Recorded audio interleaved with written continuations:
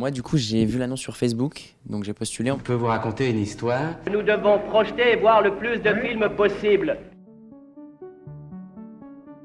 On m'a d'abord demandé une petite vidéo où je parlais d'une scène de ciné qui me plaisait. Je pense que c'était plus pour voir comment je parlais, comment j'étais avec mon corps et tout.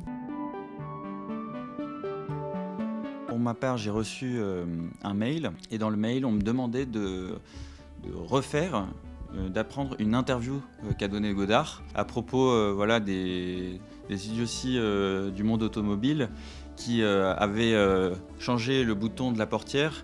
Au lieu de pousser, il fallait tirer pour pouvoir verrouiller sa porte. Et donc finalement, les gens oubliaient de verrouiller leur porte et après, on pouvait voler les bagnoles assez facilement. Voilà, donc c'était ça qu'on m'avait demandé de refaire. Et puis après, pareil, on m'a envoyé une interview.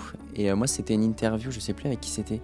Mais en tout cas, c'était après le tournage d'À bout de souffle. Et il parlait un peu de la nouvelle vague déjà en mode un peu bébelle, quoi, en détendu. Dans le mail que j'ai reçu, on m'a vraiment dit, c'est pas une question d'imiter justement. C'était vraiment plus... apprenez le texte, on va essayer de refaire l'interview à votre manière en essayant un petit peu forcément de s'approcher de la personne que vous voyez sur l'interview. Mais c'était bien marqué, pas d'imitation, ne singez pas le personnage.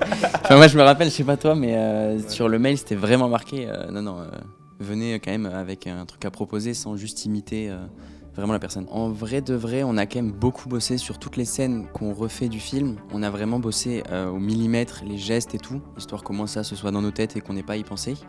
Et après, c'est vrai que les intonations de voix, tout ça, moi j'avais pas mal enregistré le film pour pouvoir les refaire vraiment à la perfection et que j'ai plus à penser à tout ça quand je tourne en gros.